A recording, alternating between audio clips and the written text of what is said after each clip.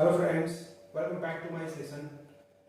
In this session, I will share crucial aspects which can help you scoring maximum marks in the examination.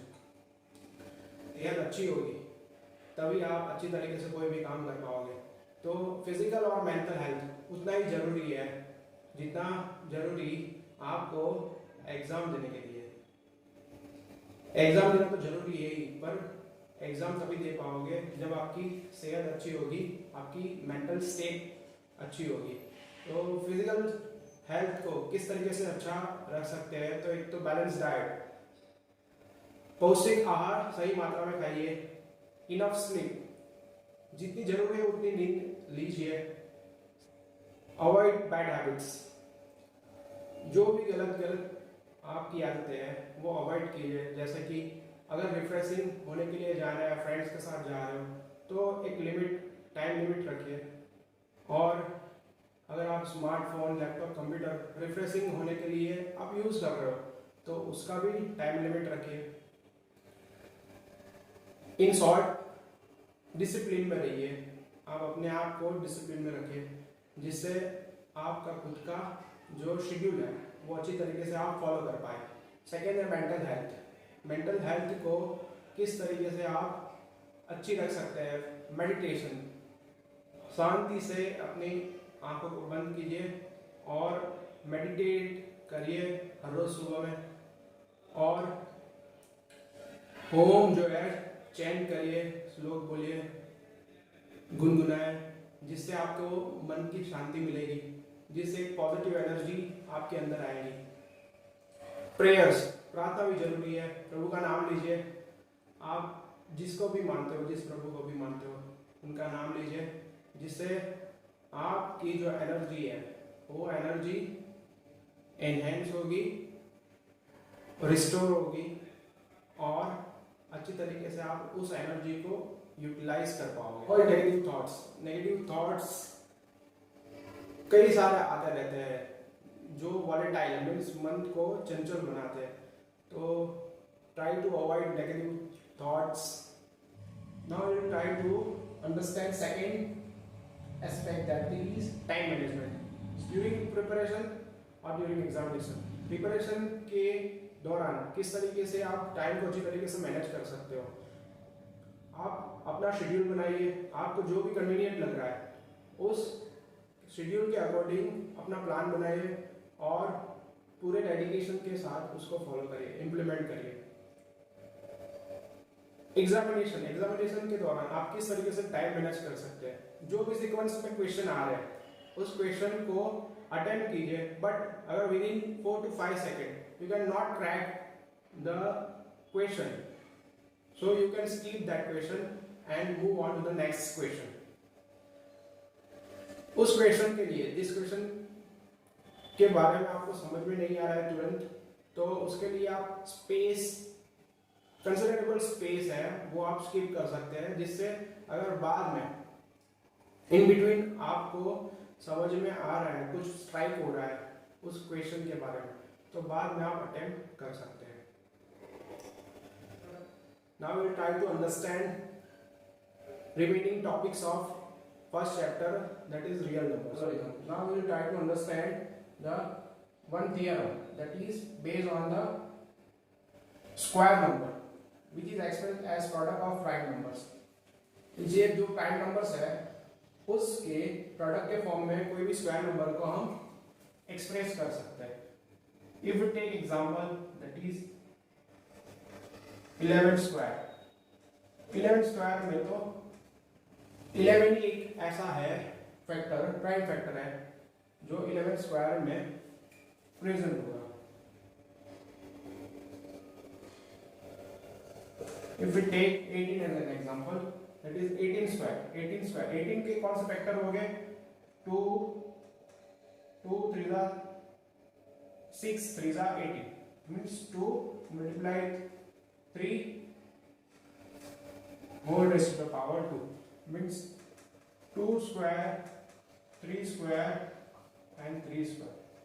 2 raised to the power 2 and 3 raised to the power 4 means कोई भी square number हो गया तो उस square number में जितने भी prime factor होंगे, तो उस जो प्राइम फैक्टर है वो उस नंबर को डिवाइड कर रहा है, तो उस नंबर के स्क्वायर को डिवाइड कर रहा है, मतलब कि वो नंबर को भी डिवाइड करेगा, जरूर करेगा। जैसे कि ये 11 है, 11 divides 11 square, 11 obviously also divides 11 means 11 जो है, जो प्राइम फैक्टर है, जो 11 स्क्वायर को डिवाइड कर रहा है, तो ऑब्वियसली 11 जो है वो 11 को मींस ये जो a नंबर है, कोई पर्टिकुलर a नंबर है, अगर a स्क्वायर को डिवाइड कर रहा है तो a को भी जरूर डिवाइड करेगा। वैसे ही यहाँ पर if we take any prime factor out of this two factors, 2 या 3 को एग्जांपल के तौर पर लिए, तो 18 स्क्वायर को अगर ये डिवाइड कर रहा है 2 या 3, तो ऑब्वियसली वो 18 को भी डिवाइड करेगा। तो यही थ्योरम समझाना चाहता है कि अगर कोई पर्टिकुलर प्राइम फैक्टर p है, वो अगर a स्क्वायर को डिवाइड कर रहा है तो वो फैक्टर p a को भी डिवाइड करेगा। If p divides a square, then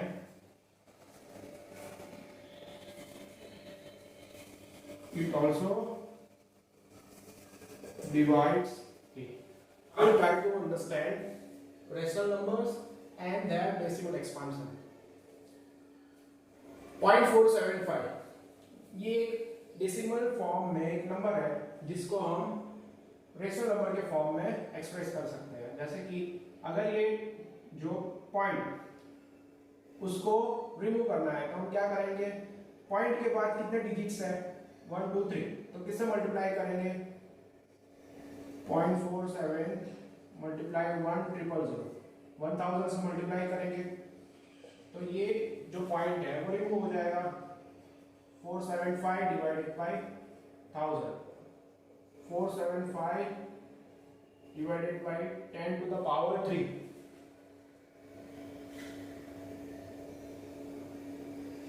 2 multiplied 5 whole raised to the power 3. In the same way ये पॉइंट यहाँ पर रिमूव करना है तो हम किससे मल्टीप्लाई और डिवाइड करेंगे, न्यूमरेटर और डिनोमिनेटर, ऊपर नीचे दोनों में सेम नंबर मल्टीप्लाई करना पड़ेगा। तो यहाँ पर 4 डिजिट्स है पॉइंट के बाद, तो 10,000 से मल्टीप्लाई करेंगे न्यूमरेटर डिनोमिनेटर में, तो यहाँ पर होगा 10,000 142,308 2 multiply 5 raised to the power 4, 2 to the power 4 multiply 5 to the power 4, 14230. These two decimal number are enough to understand their expression in the form of rational number. Means ये जो decimal number है उसको rational number के form में express किया हुआ है। अब हम जो रेशनल नंबर है उसको किस तरीके से कन्वर्ट कर सकते हैं डेसिमल नंबर में, वो हम देख लेते हैं। सो 1 divided by 3, if we divide 1 by 3, what we will get 0.333 continuously। Means अगर एक को 3 से डिवाइड कर रहा है तो हमें आंसर मिलेगा 0.33 कंटिन्यूसली 33 आता रहेगा। मीन्स रिकरिंग है, टर्मिनेट नहीं होगा। ये कोई भी डेसिमल पॉइंट के बाद कोई भी ऐसा डिजिट नहीं आएगा जो रुक जाएगा, वो कंटिन्यूसली आता रहेगा। Now if you try to divide 5 by 8, what we will get, 8 4s are 32, 8 5s are 40, 8 6s are 48, we will get 0.620, 8 2s are 16, 40, 8 5s are 40, means ये आ गया टर्मिनेट, ये एक्सप्रेशन हो गया टर्मिनेट। तो इसको कह सकते हैं ये टर्मिनेटिंग है। Now if you divide 11 by 7, you will get 7 1s are 7, 4 7 5s are 35, 5 0 7 7 za 49, 7 1 7 4 0, 7 1 35, 7 7 za 49, 7 1 za 7, 3 3 0, 7 4 za 28, 2 0, 7 2 za 14, 6 0, 7 8 za 56, 7 8 जा 56, 4 0, अगेन 4 आ गया, रिमाइंडर 4, वापिस ये स्टार्ट होगा 5 7 1 4 2 8, 5 7 1 4 2 8, 5 7 1 4 2, तो ये जो डिजिट का ब्लॉक है, इतने डिजिट्स का ब्लॉक है, 6 डिजिट का ब्लॉक, वो रिपीट हो रहा है। तो ये एक्सप्रेशन जो है इसे भी हम कह सकते हैं कि ये नॉन टर्मिनेटिंग है और रिकरिंग है। क्या कह सकते हैं? Non terminating, recurring. Now if you try to divide 15 by 11, you will get 11 1 जा 11, 4 0, 11 3 जा 33, 7 11 6 जा 66, 4 0, 11 3 जा 11 6 जा एंड सो ऑन। मीन्स यहाँ पर 36 रिपीट हो रहा है, ये एक्सप्रेशन में 36 रिपीट हो रहा है, तो इसे भी हम कह सकते हैं नॉन टर्मिनेटिंग रिकरिंग। ये एक्सप्रेशन को भी हम कह सकते हैं नॉन टर्मिनेटिंग रिकरिंग। मीन्स जो रेशनल नंबर है उसके दो तरीके के एक्सपांशन होते हैं, एक तो टर्मिनेटिंग,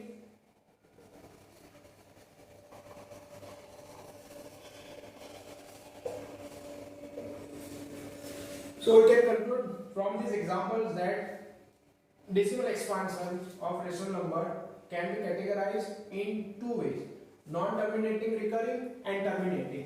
Means अगर कोई भी इंटीजर है, पॉजिटिव इंटीजर, जिसको 3 7 11 मीन्स 2 के सिवा जितने भी प्राइम नंबर्स है उससे अगर डिवाइड करेंगे तो वो एक्सप्रेशन होगा नॉन टर्मिनेटिंग रिकरिंग।